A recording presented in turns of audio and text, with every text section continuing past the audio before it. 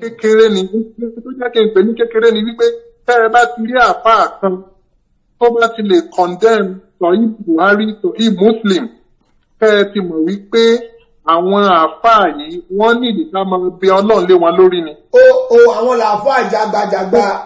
Bẹ́ẹ̀ tẹ́ ẹ bá ti rí bẹ́ẹ̀ ni tí àfáà kan bá ti jáde síta tó bẹ̀rẹ̀ sí condemn nínú àwọn hadith tí gbogbo àgbáyé tí gbogbo àwọn àfáà tó dúró déédéé tí wọ́n panu pọ̀ ó túbọ̀ authentic lẹ́yìn Al-Qur'an òun náà ni sọ̀yí Buhari. Bẹ́ẹ̀ni. Tá a bá wá mú sọ̀yí Buhari tá a mú sọ̀yí Muslim tẹ́ ẹ bá wá rí àwọn àfáà kan tí wọ́n bá bẹ̀rẹ̀ sí condemn sọ̀yí Buhari tán condemn sọ̀yí Muslim ọ̀rọ̀ wọn ti wọ́ wá láti ìpàlẹ̀ ni. Honestly èkè làwọn máa ń wò ilé tí ò bá ti ní foundation wọlé dandan ni ó gbúdọ̀ wó. Ó máa wó. So ìpìlẹ̀ ní kẹ́ẹ́dẹ́ ká fọ́wọ́ náà. Ìpìlẹ̀ ò bá ti dáa gbogbo tó bá wà lórí ẹ̀ pátá kò lè dáa. Bẹ́ẹ̀ni. Nínú mo. Jésù ń bọ̀ Jésù wà ń ta fẹ́ para rí lórí Nàìjíríà nù. Ẹ wo gbórí social media náà ẹ wo Facebook náà bí Mudir ṣe yẹ̀yẹ́ ara rẹ̀. Ó yẹ̀yẹ́ ara rẹ̀ náà ó yẹ̀yẹ́ ara rẹ̀ náà family ó yẹ̀yẹ́ ara rẹ̀ láàrin àwọn mọ̀ríkàsí ó yẹ̀yẹ́ ara rẹ̀ láàrin àwọn tó bá bàbá ló gbà. Ṣáyé nìyẹn. Wàláì ẹni tó yẹ ká máa bẹ Ọlọ́run fún ni ká máa sunkún fún ni. Mo fi Ọlọ́run ọba ṣẹlẹ́rìí. Destroy me. Àti àfá oníkùránì àtàfá gbogbo wọn bẹ́ẹ̀ àti irú wọn bẹ́ẹ̀. Èmi ò sọ̀rọ̀ Adépọ̀jù èmi ò sọ̀rọ̀ Adépọ̀jù èmi ò ní báwọn ọ̀rọ̀ ti ẹ̀tọ́ torí àìmọ̀kan pọ̀ lára kò tún wá mọ̀ wọn rẹ̀ ìwọ́n sọ̀rọ̀ sọ Buhari kí ni wọ́n mọ̀ tó ń jẹ́ sọ Buhari pé tẹ́nìkan bá kọ̀ dẹ́mu sọ Buhari kìí sà ìwọ kí ló lè dákànú ẹ̀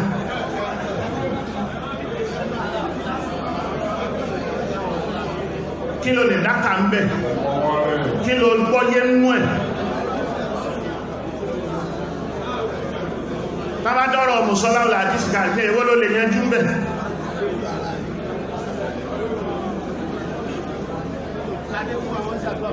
adékún àwọn ṣàdúrà fún nírò àwọn tó ń ṣe mọ̀kọ́rá nẹ́tùlù àdíyà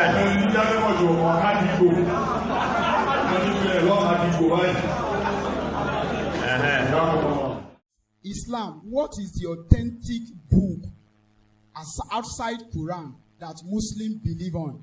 You get my question? What are the authentic books Muslims believe in outside Quran that we can get the history about Muhammad in? Thank you very much. It's a very good question. Let me paraphrase that question. Thank you. I'll be glad you did. The only book on earth today that we Muslims believe to be immaculately, perfectly authentic is Al-Quran.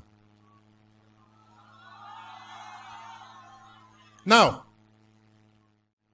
according to the theme of the program, especially the forger, you said Paul was a forger. Now, can I have a reference from the Quran or Hadith that mentioned the name of Paul as a forger? Ọlọ́run tí ẹni jí ó sí. Bí Kùránì bá wá ń sọ̀rọ̀ Pọ́ọ̀lù, ẹ ti sọ Kùránì di ọ̀rọ̀ Bíbélì. That is nonsense and nonsensical. Àlùkùránì ní wàá máa sọ̀rọ̀ Pọ́ọ̀lù. Mà àwọn tí ń sọ̀rọ̀ Pọ́ọ̀lù ni. Àwa tá à ń sọ̀rọ̀ Pọ́ọ̀lù. Àwọn bíi Abdulhakeem Tajudeen. Àwọn bíi Yussuf Adépọ̀jù. Saint Paul the greatest antichrist. Kùránì Ọlọ́run ta ló mọ̀ kó lo Pọ́ọ̀lù lọ́yọ̀ọ́. Pọ́ọ̀lù orí rẹ̀ bàjẹ́. There is no reference in the Quran. Bọ́lá bá mention Pọ́ọ̀lù lásán Pọ́ọ̀lù ti di nǹkan. Or in the Hadith. Can they read Surah 36:14 for me?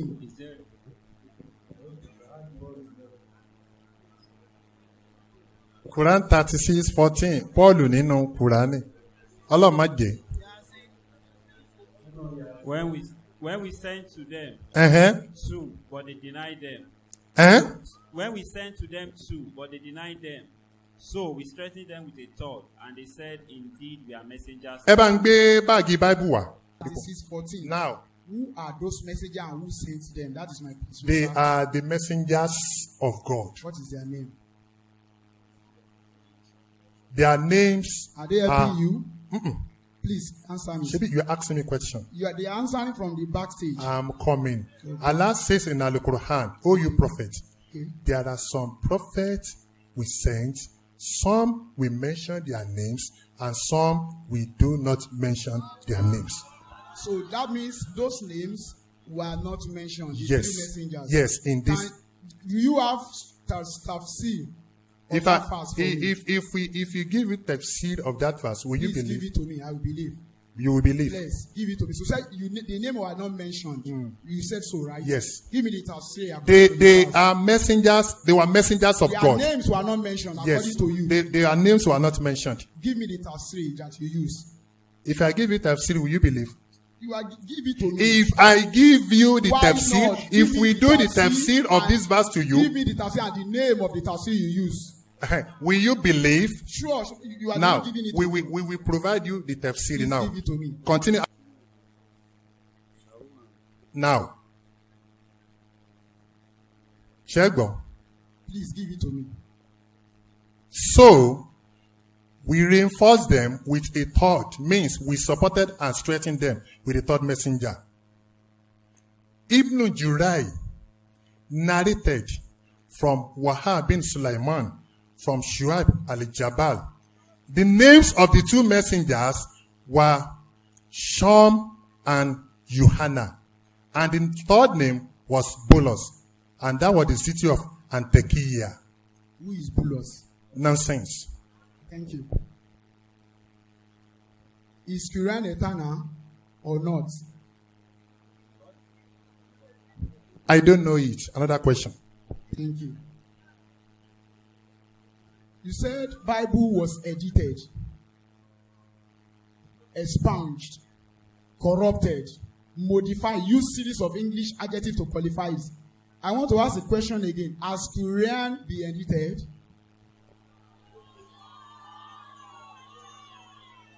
I don't know it. Continue. Assalamu alaikum wa rahmatullahi wa barakatuh. Ẹ dákun àwa Mùsùlùmí ta ní tara ẹ̀sìn. Ẹ jẹ́ àwọn tí Mallam Yussuf sọ nínú fídíò yìí critically. Wọ́n jẹ́ àmọ̀ pé Quran nìkan ìwé tí ó wà authentic. Wọ́n jẹ́ àmọ̀ pé the only authentic book is Al-Quran. Ìwé kan tá nínú Islam tó wà authentic náà ni Quran. Wọ́n tún wá ń sọ nínú ọ̀rọ̀ wọn míì wípé Sahih Buhari náà òun náà tún wà authentic. Ṣé ti gbàgbé nǹkan sọ láwọ̀kọ́? Ẹ dákun kí ni ìtumọ̀ tá bá sọ wípé nǹkan wà ọ̀tá máa ní only authentic book. Kí ni ìtumọ̀ yẹn? Wọ́n ní only authentic book is Al-Quran. Wọ́n tún wá ń sọ nínú ọ̀rọ̀ wọn pé Sahih Buhari náà òun náà wà authentic. Ẹja gbèsè làákà gbogbo àwa tá à ń tẹ̀lé wọn mọ̀jà kan máa ṣe fọlúfọlú káwa náà máa jọ ọ̀rọ̀ wò. Ní tí Mudir Markaz ń pariwo lélẹ́yìí náà kì í ṣe pé ń bú wọn bú stars Mallam Yussuf náà wọn bú wọn kàn ń jẹ́ kán mọ̀ wípé ẹ̀dó lẹ́gbẹ̀ẹ́ jẹ́gẹ́dẹ́ yín ẹ̀dó lórí bíbélì tẹ́lẹ̀ mọ̀ ẹ má yọnu sọ̀rọ̀ hadith púpọ̀ hadith ní bẹ́ẹ̀ ní Sahih Buhari tí ń takò ànábì tí ń ba ànábì jẹ́ tí ń ṣe àmọ́ hadith nínú Sahih Buhari tó ń forí gbára wọn ẹ̀yin tó wá ń dìfẹ́ǹdì àwọn tí ò yẹ hadith téèyàn máa fi justify Quran ló yẹ ká máa fi justify ní ma sọ pé torí pé tí wà ní Sahih Buhari ẹ gbọ́dọ̀ gbà rárá o Islam ò rí báwọn èyí náà sì ti sọ ìwé kan tá a ní tó wà authentic nínú Islam yìí ó náà ní Quran ẹ tó wà ń padà dárọ̀ yín padà ẹ ń kóra ẹ ń contradict ara yín pé Sahih Buhari náà tó wà ń bẹ̀ ẹ dákun tí Mudir Markaz ń pariwo rèé o ń tán pariwo lélẹ́yìí o so ẹ dákun ẹ já padà àwa mùsùlùmí àti jìnnà sí Quran àti ń gbọ́lá fún ìwé mi lẹ́yìn Quran Ọlọ́run ti challenge wa ní Quran wípé afala yatadabbaruna al-Qur'ana walau kana min indi ghayrillah lawajadu fi ikhtilafan kaseera astaghfirullah mi ò ṣàwùsù so ẹ dákun ẹ bá lọ wo Zina Quran chapter 15 náà verse 9 Ọlọ́run tún jẹ́ kó yé wa pé ẹ̀yin èèyàn ẹ kóra yín jọ tẹ́ ẹ bá tó bẹ́ẹ̀ kẹ́ ẹ produce irú Quran yìí tẹ́ ẹ bá tó bẹ́ẹ̀ ìwé kan tí ó wà tí ò ní sí ẹ̀rọ Ọlọ́run ní ó yẹ lọ ṣe tẹ́ ẹ bá ti lè rí ṣe ẹ mú ìwé kan wá tí ó wà 100% authentic ẹ lọ mú wá ọlọ́run láì a lè ṣe kódà ká tó pe àǹjẹ̀nú kó ràn wá lọ́wọ́ a lè múrù kùránì wá ìwé kan tí ó wà tí ò ní sí àṣìṣe nínú ẹ̀. Àwọn àṣìṣe yìí ni bàbá wa Mudir Markaz wá ó jọ jáde ẹ wá ní bàbá ò gbọ́ kí ó yé bàbá ti ṣìnà la ilaha illallah ẹ sì já bẹ̀rù àtúbọ̀tán ẹ já bẹ̀rù ọlọ́run bàbá yìí ń fọ ìsìláàmù mọ́ ẹ wá ní ń bá ìsìláàmù jẹ́ la ilaha illallah ìwọ ọmọ mùsùlùmí lọ ronú dákun lọ ronú ìwọ ni pọ́n gbọ́ àgbọ́ sọ pé tó gbọ́ ti ń bú Mudiru ìwọ náà wá fẹ́ lọ ṣàtúnṣe o kọ́ mọ́ bá ti ara bàbá yẹn kọsẹ̀ bàbá yẹn ń tún ẹ̀sìn ṣe ni o kò bá ìsìláàmù jẹ́ o ara wọn làwọn náà wà tẹ́lẹ̀ nítorí pé a rí true Islamic doctrine lára Mudir tá a fi ń tẹ̀lé wọn bàbá yẹn ó ń defend Islam ó ń defend ànábì ni o ọlọ́run ti sọ kò sí ìwé kankan ọlọ́run ti sọ fún ànábì náà ìwé kan tá a fún ẹ ní o gbájúmọ́ Al-Qur'an ni so gbogbo èmi ní àdìsí ó wá lẹ́yìn tánàbì ti lọ ni àṣìṣe ó sì wọ́ ó ṣùọ́ Imam Bukhari tán ló gba àdìsí náà wá tó gba Bukhari wá òun náà sọ inú ọ̀rọ̀ rẹ̀ wípé ó gba àdìsí kan wá tádìsí ẹ̀ náà sọ pé kò sí ẹ̀dá náà láyé yìí tí ò láṣìṣe so ìyẹn fi hàn pé Imam Bukhari gan ò yọ ọ́ lẹ̀ nínú àṣìṣe ó lè gbàgbàkúgbà wá fún wa so ẹ já fi Quran justify ẹ má máa já dúró de sanadi nìkan mọ́ tá a bá ń dúró de sanadi nìkan wàhálà ó wọlé òun ni àwọn ọ̀pọ̀lọpọ̀ Israeli yàtàdì sí fi wọlé fún wa ẹ wo nú fídíò yìí èyí Christian tó wá bá Mallam Yussuf Adépọ̀jù ń kó ti tẹ́fsìrì Ibn Kathir fún Mallam gan ti kọ́kọ́ bí lákọ̀ọ́kọ́ wípé ṣé ta bá fi hàn sọ́ gbà á ó dùn ó gbà á torí òun ti mọ tó wà ń bẹ̀ àní tẹ́fsìrì pé Paul lé messenger Allah àwọn wá kabẹ̀ ń tán wá ní nonsense ẹ ṣe ṣàlàyé bẹ́ẹ̀ ẹ wá dọ̀ yìí ẹ̀ la ilaha illa gbogbo tá à ń ṣe á padà jíyìn rẹ̀ wájú Ọlọ́run o ẹ fẹ́ takò àwọn tẹ́fsìrì ẹ wá la ilaha illa ẹ fẹ́ takò àwọn hadith ẹ wá ń ba Islam jẹ́ lójú àwọn èèyàn ibẹ̀ yẹ ẹ ṣe explain ẹ̀yin mọ iye àwọn mùsùlùmí tí ó ti dà lọ́kàn rú ara tèmi náà rí tèmi náà fi ní kíní yìí in fact tí ìbá ṣe pọ́lọ́ àwọn Mudiru ni àwa náà bóyá ti ṣìnà torí àwọn ẹlẹ́mí náà tẹ̀lé alhamdulillah ẹ já padà sí the true doctrine of Islam gbogbo mi ìwé oríṣiríṣi tẹ̀kan wá gbé lérí lẹ́yìn Al-Qur'an kò sí tó jọ o Qur'an ìwé tó pé gbogbo ń tákàn mọ́ yọnu àwọn ìwé tẹ̀ sọ yẹn ni pé àwọn èyí tó bá ti ní traces nínú Qur'an èyí tó bá ti wá ń takò Qur'an àwa ò ní gbà o wọ́n mọ mùsùlùmí lọ ronú rẹ o lọ ronú o má ṣe fọlọ́fọlọ́ o Mudir Markaz ò bú anybody wọ́n ń fọ Islam mọ́ ni o ọlọ́run ó ṣàánú wa o assalamu alaikum wa rahmatulahi wa barakatuh. mo farabalẹ̀ wo fídíò yìí bàbá ẹ̀ mo fi ara balẹ̀ wò tán gidi gan ni ìjọ tí wọ́n gọ́ àná náà kọ́ ni mo rà bí jẹta bí tó ń sẹ́ndẹ̀ sínú platform yìí tábà farabalẹ̀ wo fídíò yìí dáadáa láti bẹ̀rẹ̀ tó yí bọ́bọ́ ti bẹ̀rẹ̀ sí máa béèrè lọ́wọ́ ẹ̀ rí pé eré tó ń béèrè gan òun gan wà technical and intelligent tó díẹ̀ tó wà intelligent among the Christians we have some intelligence among them let's see the reality tó jẹ́ pé wọ́n máa ń fi òyìnbó wọ́n á máa fi kọ́ ìlọ̀rọ̀ á béèrè technical question even ìbá Bible sátò ti pàdé àwọn kan bẹ́yẹn náà rí jẹ́ pé in fact everybody will sit right ẹ̀kún mama pé stars is a blessing to Islam when you talk about knowledge bọ̀bọ̀ tó ń béèrè ìbéèrè Adépọ̀jù yìí ó ti hùkù ẹ̀ láwọn ibì kan Mallam dẹ̀ ti jábọ́ láwọn ibì kan nígbà tí bàbá mi béèrè pé àwọn ìwé wo alison ọ̀fẹ́ jàlábùsì ni àwọn ìwé wo ló wà authentic outside Korean. This guy is not asked question about Korean, but you can see the way the language the Mallam used for him. The guy accepts Quran is 100% perfect. That is the reason why to send below you be àwọn ìwé wo ló tún wà authentic outside Korean. But you don't be no one intelligent. Simple question. I'm not talking about Korean. I know Korean is a book, it's a perfect book of Allah. I'm asking question about other books. Islam lo àwọn ìwé mi. Àwọn ìwé wo ló tún wà kíní. But ẹni tó ń béèrè béèrè yẹn náà làákàyè tiẹ̀ náà múnádóko tó. Torí tí kọ́kọ́ yọ Quran pé he was not asking about Quran, how authentic is Quran. He was asking outside Quran ló ń béèrè béèrè lórí àwọn ìwé òtún ni. Now nínú béèrè yẹn Mallam jẹ́ kó yé ayé ń bẹ̀yẹn wípé kò sí ìwé kan tó tún wà authentic except Quran. Then kí ló wá sọ níta gbangba pé hadith ìyẹn tó bá ṣe kíní kan pé Sahih Buhari ọ̀nà Sahih Buhari tó gbàgbé fídíò yìí ni bó jẹ́ kó yé ayé pé lẹ́yìn Quran kò sí ìwé kankan. Tòyìn náà lọ́dọ̀ Mallam fúnra rẹ̀ ó náà gbà pé Buhari hadith ni o Sahih Buhari ni o Muslim ni o Jalalaini ni o Tirmidhi ni o all those books all those hadith they are not 100% okay. Wọ́n ní errors lòun náà sì lè fọwọ́ ẹ̀sọ̀ yàgò yá after Quran Sahih Buhari Sahih Muslim kìíní kan ìgbà kan òun náà lè fọwọ́ ẹ̀sọ̀ yà ló sì stand on Quran. Then why I tell you against the stars Jamiu àti kan wa the only book tá a lè challenge tá a lè báyìí rọ̀ is only on the Quran.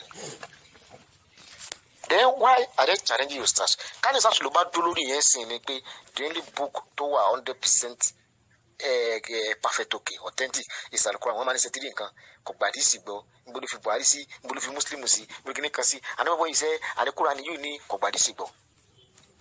Torí Mallam tó dáhùn béèrè yẹn náà nínú òsè lè mú kó lè mẹ́sàn-án single hadith ẹ̀ tó dáhùn béèrè ó ń béèrè nípa àwọn hadith ni báwọn wíwo ló tó wọn authentic lẹ́yìn Quran yìí bọ́tọ́rí pé tó ń béèrè fún rẹ̀ náà gbà mí is not intelligent guy. Torí wọn a máa sọ yín kan bá mi ó lè èèyàn lè béèrè ẹ̀kan lọ́wọ́ ẹ̀ kó fún lésì nínú èsì tó bá fún yẹn kí béèrè mẹ́wàá jáde nínú èsì tó bá mú wá fún yẹn. Tó ẹ pẹ́ tó wà intelligent ní Mallam tó bá ń béèrè lọ́wọ́ Adépọ̀jù bíbá yìí ni ó máa jábọ̀ in big time to the stage. Ẹgbẹ́ náà ń dìde ó kàn jókòó ń dìde jókòó ni. So that's number one. Number two, about age of Aisha. Imagine that. It's an insult to Islamic scholar. It's an insult to our followers. Come béèrè lọ́wọ́ Islamic Muslim scholars to the public preacher tó ń ṣe wá sí gbangba pé why gbogbo nǹkan lè máa fẹ́ fi emulate Prophet Muhammad sallam. Why Muhammad marry Aisha at the age of 6 years ó dẹ̀ bá ní sex for at the age of 9 years. Why tell us emulate yẹn? Mallam say I don't believe òun ò believe ẹ̀rí nínú fóònù. And nínú fóònù nínú fídíò tó dẹ̀ ń bá Fọlárin debate yìí báyìí ó lo fóònù bẹ́ẹ̀ as evidence kó mú ẹ̀dí jáde láti inú fóònù báyọ̀ kọ́ ẹ̀ka Quran ni I don't know ó lo fóònù nínú pí báyìí nínú àwọn fídíò bá lówó fún fídíò yìí dáadáa. Now ẹni yẹn wá ní why kàkà kí Mallam dẹ̀ clear hadith yẹn ó náà nípa hadith yẹn irritate. Mallam now said imagine that o he now relate Christian and Jesus together nínú dáhùn ẹ̀ that the reason why we Muslim cannot marry tá a lè fẹ́yàwó ní àlèfẹ́ ọmọ ọdún mẹ́fà ni wípé the Christian náà Jésù ló fẹ́yàwó Christian náà ló ń fẹ́ ìyàwó. Imagine that. Ẹ tó bèbè náà lẹ́rù náà tó ní làákàyè lórí. Are you telling us now that Jesus is a Christian? The next question tó máa bèrè ẹ̀ nìyẹn. Why are you relate Christian and Jesus together? O tún sọ ọ̀pọ̀lọpọ̀ ẹ̀ tó ń jẹ́ kó yẹ wọ́n mẹ́rin rí pé ẹ̀yin tẹ́ jẹ́ Christian ni o Jésù tẹ́yìn náà ń tẹ̀lé níta Muslim tá a fi ń tẹ̀lé ànábì tá a fi lè fi ọmọ ọdún mẹ́fà o ní pé Jésù tẹ́yìn Christian náà ń tẹ̀lé òun náà kò fẹ́yàwó ẹ̀yin Christian dẹ̀ ń fẹ́yàwó ẹ ti rí béèrè àti dáhùn ó fi ìtọ̀ ó fi fọ̀gbẹ́ fún aláìmọ̀kan tó ń béèrè lọ́wọ́ ẹ̀. Ó fi alábìlà bíi Muslim alábìlà bíi power member ó lè jẹ́ ọmọ làbáyíkà kí bíi ẹ máa múnádóko yányányán bẹ́ẹ̀ ni máa múnádóko yányányán á lè fi béèrè báyẹ̀ jẹ́ ìsásùgán máa àwọn ọmọ tó ní I could remember conference kan ní Gbàgádà tá a fa kan àgbà tá a sì conference kan gba ìsáyìí tí mẹ́yìn náà wá sí conference àfa kan náà wá sí conference àfa yẹn sọ ìtàn kan nípa ànábì Adam kan ni àwọn bọ́ọ̀sì ń bẹ̀rẹ̀ pé sà sírọ̀ tẹ mú wa yìí àyà Quran ni àbádìsí ànábì àbímbó láti máa rí kọ́lọ̀ kó fọ̀run kára sí àràsí ní làbáyíká àwọn ọmọ yín tó dé irú àwọn ìbéèrè bẹ́ẹ̀ imagine that ìsáǹgì gan confam ó ní làbáyíká boys they always ask technical and intelligent question ẹgbọ́n bèrè tí yẹn ń bí lè lérí ẹgbọ́n wọn tó lọ fi ń dáhùn ìnáwó relate torí ọ̀rọ̀ àdìsí tó mọ̀ pé àdìsí yóò make sense òun náà rí tó fẹ́ yí sí ó wà ló fọmúlà dọ́jì ẹ̀.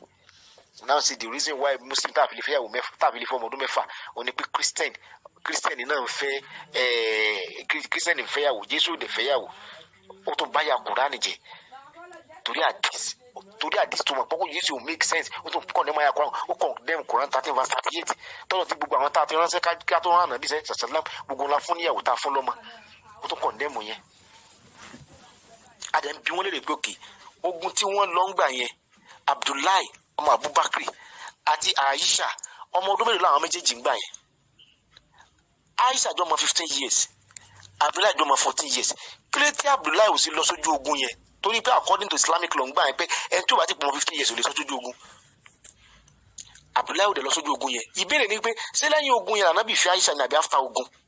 Ṣé before ogun ni àbí after ogun yẹn? Wọ́n rán ànábì fi Aisha lẹ́yìn bàtàndínlá tójú ogun yẹn. Then ọmọ 15 years báwo ló ti wá fẹ́ jọ ọmọ bísí bàtàndínlá tójú ogun yẹn following year tó máa pé 16 years. Báwo ló ti wá fẹ́ jọ ọmọ 6 years ló bí fẹ́? Ẹn Aisha ti kọ́kọ́ fẹ́ tẹ̀lé ọmọ ọdún mélòó ló ti kọ́kọ́ fẹ́ra wọn. Ẹ tẹ̀yẹ kó yí ayé pé lẹ́yìn táwọn ẹbí dé látọjú ogun yẹn lànàbí ẹsẹ̀ fẹ́ Aisha dẹ̀ lọ sójú ogun yẹn Abdullahi tó jẹ́ pọ́ ọmọ 14 years lọ sójú ogun yẹn Aisha tó jẹ́ pọ́ ọmọ 15 years ó tàn lọ sójú ogun yẹn ẹ̀yìn ogun rẹ̀ lànàbí fẹ́ Aisha ó sì máa wájú ọmọ 6 years sọmọ 6 years lè lọ sójú ogun sọmọ 9 years lè lọ sójú ogun Abdullahi tó jẹ́ ọmọ 14 years gẹ́wọ̀n jẹ́ kó lọ sójú ogun Aisha dẹ̀ lọ sójú ogun yẹn ní tó túmọ̀ sí wípé Aisha ò kì í sọ ọmọ ọdún 6 kò kì í sọ ọmọ ọdún 9 kò ń sọ ọmọ ọdún 10 kò ń ṣe 12 13 14 tó yẹ tó jẹ́ ọmọ 14 years tó dá Abdullahi ọmọ Abubakar kò lọ sójú ogun yẹn Aisha dẹ̀ lọ sójú ogun ọmọ 15 years ẹ̀yin ogun rẹ̀ lànà bí fẹ́ Aisha.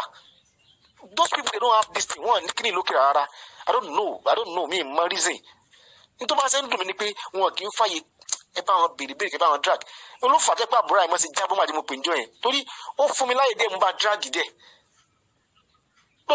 kánà máa ń fàyè béèrè bẹ́ẹ̀ ó kọ́ ti pọ́nù padà pa fóònù ìgbà tó rí pé ibi tí bàbá yẹn lọ yíyá náà sàwọn bá ń pè nǹkan tẹ́ ẹ̀ sọ yìí kíní kan sàwọn àdìgbà tó lẹ́ bára kan ó kọ́ ti fóònù street ni bí kò ti di pé ó ti jábọ́ tán ti jábọ́ wọn bá tán kánà máa ń fàyè béèrè tẹ́yìn bá béèrè ni ọ̀pọ̀lọpọ̀ wọn máa sí kíni wọn á ti họ́ọ̀gì ká sọ́mà pé kí mo gbámú iná mo gbámú nǹkan tó mọ̀ fáwọn àgbáná mú.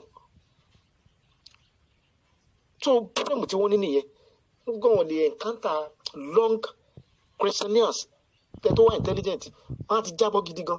irú ìṣèta bá rí Muslim ìwà bá rí Christian tó bá gùn nínú àwọn sáyé ìdìbò tó ti kaṣọ yìí Buhari bí wèrè irú ọmọ Tèmítọ́pẹ́ jìm yẹn tó bá gbá Mallam Tèmítọ́pẹ́ jìm tó bá mú Mallam ọmọ yẹn tó bá mọ́lá ọmọ yẹn kó tó máa kó ti Quran á tó máa kọ́ ìlú Quran fún yín lọ́wọ́ á máa kọ́ ìlú Quran yẹn lọ́wọ́ ọmọ Tèmítọ́pẹ́ jìm yẹn á máa tẹ̀sán àdìsí káwọn jẹ́ kọ́mọ Tèmítọ́pẹ́ jìm yẹn wá bèrè kánò ló wà níwájú ẹ̀ bí ọmọ bí Fọláṣẹ́ wà níwájú ẹ̀ yìí ni á mọ̀ yìí pé kákí lóbi lẹ́dà ọmọ Tèmítọ́pẹ́ jìm kékeré yẹn bó sì kékeré tó wá fẹ́. tó yẹ pé tó bá ẹ̀ǹkántà àwọn tó yẹ pé wọ́n gùdù nípa tẹ́ pé wọ́n Islamic ní wọ́n máa lọ study Islamic books Mallam ò lè withstand wọn kò sọ̀rọ̀ pé kí ni kò lè withstand wọn because a máa báyà Kùránì jẹ a dẹ̀ máa fàbọ̀ kànábì kó lè bá satisfy àwọn àdìsú náà ni Ọlọ́run kò ṣe rárá fún wa.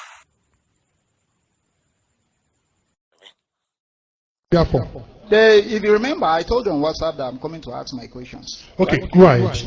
After asking my questions, maybe later we might now decide to say, okay, if there's any other thing we might want to discuss, we discuss. Go ahead. Don't worry. Right. After your question, this is dialogue, this is debate. You ask me question, I ask you questions.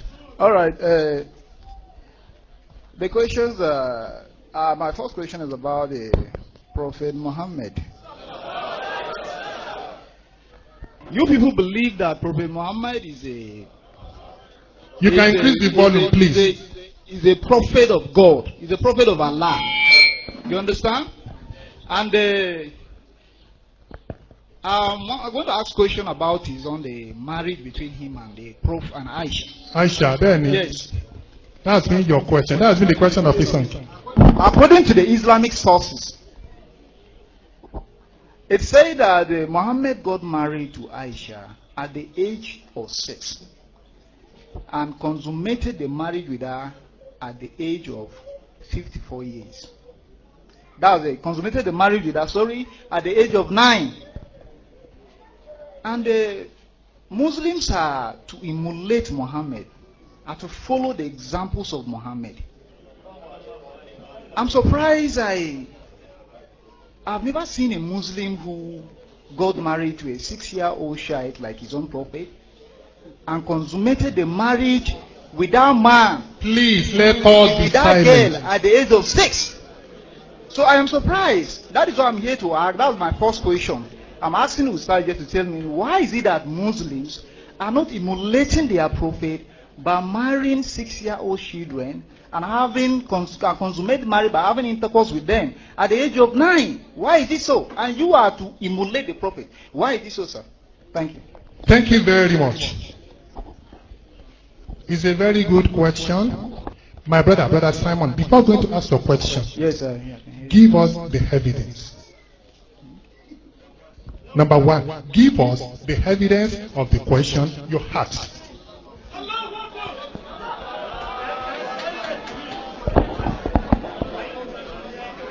Sir, Mr. Yussuf Adepoju, you are a scholar and you know you are imam. You understand Islam. Leave Yussuf Adepoju. You have asked the question, Brother Simon. Give us the evidence of that question from the hadith, then we answer you. Sir, are you trying to say that there's nothing like that in Islam? You have asked the question. Give no, us I'm the asking evidence. you, if you're trying to deny it, are you denying that there's nothing happens like that in Brother Islam? Simon, I am not answering you now. You asked a question. Give us the evidence that he married at the age of 6 and consummated it at the age of 54. Then we answer you. Is there anyone here who doesn't know about that in the hadith? If there is, then I will bring out the evidence. If you don't know, or if you don't have anything like that in Islam, that is a simple thing. I will know how I will provide the evidence. If there is nothing like that in Islam, please come and tell me that there's nothing like that in Islam. And now, sir, Simon, okay. Simon, cool down. Cool down. Don't be emotional. I'm not fighting anybody here. No, don't be emotional. Don't be emotional. Brother Simon, you have asked the question. Please, my brother, leave Simon and myself. Please, for God's sake, leave us, please. Brother Simon, we are Muslims. You have asked these questions. This particular question has been generating so many controversies. Now, we are going to answer you. What you have asked, give us the evidence. Thank you very much. If you don't have evidence, you can ask another question. Thank you very much. Here is the evidence, Mr. Yussuf Adepoju.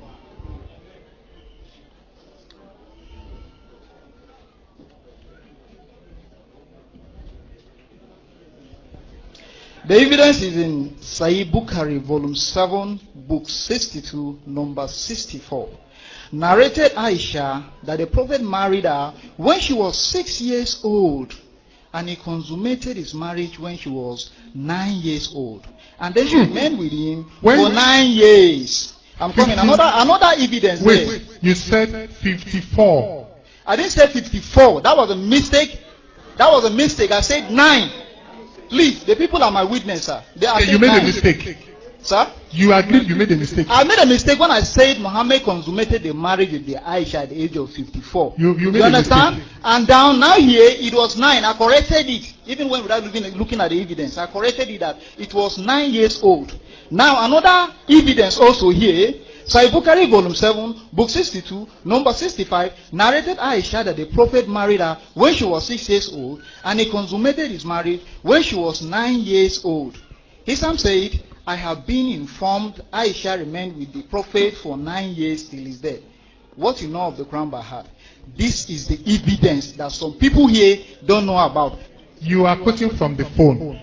Please. I'm not quoting from the phone. I have given the evidence. I quote the number of the hadith. Brother Simon. You understand me? If you don't have the hadith here, Brother Simon, then that is another different thing entirely. Brother Simon, you are quoting from the phone. Bring out. I'm quoting from evidence that you say that should provide, sir. And this is the evidence. Brother Simon, wait now. Bring out that volume of Sahih Bukhari. Bring Sahih Bukhari volume 7. Yes, volume 7 now. Volume 7. See it here. We are not entertaining. Do you have hadith here? Bring your Sahih Bukhari. If you have hadith, then bring out the hadith. Let us look at the hadith whether I am lying. So you if I am lying. No, you're trying to deny it. That's nothing like that. I am not. Wait. We have many of you. We are not accepting anything from the phone. You're not accepting anything from the phone. Course. And this is the hadith. Wait, my I got the number and the book and everything about the hadith. Wait now. You're denying your own hadith. Can you give us that hadith? Whatever we are going to quote for you. Okay, wait. Let me ask you this question. Then I will answer your question. Now, please, I have not finished asking you my question. I don't. I know. Wait, I'm asking you questions, right? But let me finish with my questions before you now proceed on asking me any question related. I've told you from the beginning that I should ask you my question before. Okay, give us evidence. Give us evidence. Now, what I now need is that you should explain why Muslims don't emulate the Prophet. Okay, sit down, my brother. Now, about 2 days ago, you made us to believe that you are coming here and we are going to have dialogue. Abi? Now, you want to make references to Sahih Buhari and you didn't come with Sahih Buhari. It is here now, sir. It is here. This is your phone. It is here. We are. Don't you have Quran here? Don't you have Hadith? We are. No, we have our Quran. Don't you have Hadith in phone? And don't you have Quran in the phone, in your phones? Don't you have it there? Are you not trying to read? Are you not going to say I reject the Quran in the phone because it is in the phone? When this is evidence, we have got the number of the hadith, I've got everything about the hadith, and this is the evidence, and I've presented the evidence. I am not asking the question, why you guys don't emulate Muhammad by marrying 6-year-old children? Okay, don't worry. Let me answer you. Let me answer you for the sake of people here. Thank you, sir. Even though you never gave us evidence, my brother, do you know why we are not following that? Do you know why? Go ahead. Because you Christians, you are married and Jesus Christ never married.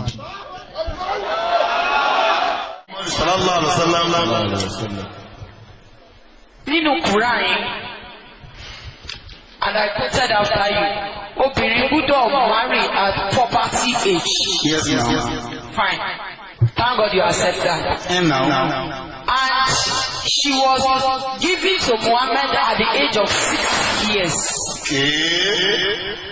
Muhammad going unto her at the age of 9 years old. Okay. Báwo lẹ wá ṣe fẹ́ kí èmi ọmọ mẹ́rin kí n tún so lò? Láti tẹ̀lé irú yẹn. Tẹ̀lé that kind of a prophet tó defy. Ọmọ ọdún mẹ́sàn-án. Thank you very much. Ṣé ìránṣẹ́ Ọlọ́run tó mo ti gbọ́. Mo lè máa gbọ́ ọdẹ ẹ̀gbọ́ rí. Náà tẹ́ bá lọ wo. Láti lọ ká lọ wo gbogbo ní káwò ní ẹ̀ẹ́dì sùúrù. Boníkáwò gbogbo ẹmu kó wá o. Wọ́n wá fi gbogbo lágìsì wọ̀nyí lálẹ́. Ẹ̀ẹ́dì sùúrù. Mo ń gbádùn ẹ̀. Mo lè má lè pronounce ẹ̀ dáadáa bọ̀ má. Àdìsí Buhari. Sọ̀yìn Buhari volume 7. Ẹnà gbogbo ẹmu níbi. Ẹ lọ wo 64. Àlóyè mi sẹ́. Kámẹ́rà wo sáà má. Má wọrí gbogbo ẹ̀ ló wà ń bí. Gbogbo ẹ̀ ló wà ń bí. Náà aláàbọ̀ ni pé nígbà tó sẹ́yìn mẹ́sẹ̀jì lórí fóònù kí ni mo kọ sí ẹ̀? Mo ní ìsí common sense kà. Ṣùgbọ́n àlàákáyé mu. Kí ẹni tó jẹ́ 52 years kó bá ọmọ 9 years sùn. Jesus is Lord. Ẹ má sọ yẹn fún mi. Farabalẹ̀ sẹ́yìn. I'm getting upset. Ẹ bá wọn pé bẹ́ẹ̀ ọmọ 5 years tó ṣẹlẹ̀ ní Saudi Arabia àkọ́. Ọmọ ọdún mélòó ni bàbá tó? Fara ẹ balẹ̀ sẹ́yìn. Ṣá fara ẹ balẹ̀. Mi ò fara ẹ balẹ̀. Ó ń bẹ̀rù kí ẹ sọ̀rọ̀. Ìbéèrè mo bí ẹ́. Mo ní ṣúgbọ́nà àgàyẹ kó gbádùn mu. Ògbọ́n tí mò ń sọ, ìwọ tó ń sọ bẹ́ẹ̀ fún ló yẹ kó gbé sí làákàyè. Aisha ò ṣọmọ 9 years. Ajọmọ́ta àdìsí kan bí náà ń sìn o. Wàá kà ó kú lè. Ṣé èso tó wà ẹ̀gọ́ yìí fò ni? Mọ̀ọ́jú fake. Màá gbọ́ in tó fake yẹ wọ́n náà fún kà. Ní ètò wà lọ́wọ́ ẹ̀ náà ẹ̀ ti máa kà. Méjì ni máa kà fún ẹ o. Farabalẹ̀. Má sì bèèrè mọ́ bọ̀. Wà á bèèrè mọ́ mọ́. Jẹ́ àkọ́kọ́ mo ti sọ sádìsì jẹ́ fún ẹ. Mo ti gbọ́ farabalẹ̀. Stars kẹ́tó kà ẹ ní sùúrù náà. Èèyàn tó ń gbéyàwó wá bá ní kò kí ń garun. Ó lè garun ó lè lọ́dún àpò. Kọ́ bá lọ gbọ́ ọ̀rọ̀ ká mọ́ lélé. Kó tó dàbí òwe ò stars. Now ẹni pé ṣó wà. Ṣó bá làákàyè mu. Ṣó bá làákàyè mu. Kí ọmọ 50 years old. Ọmọ 52. Ọmọ 52 years old. Kó wọlé tó ọmọ 9 years old. eléyìí tó wá ṣẹlẹ̀ ní Saudi tẹ máa ń lọ àti ìlú wà lórí and I know you read about it. irọ́ funfun ni. irọ́ funfun lélẹ̀ tí wọ́n kà sí sí ẹ̀rẹ́ pé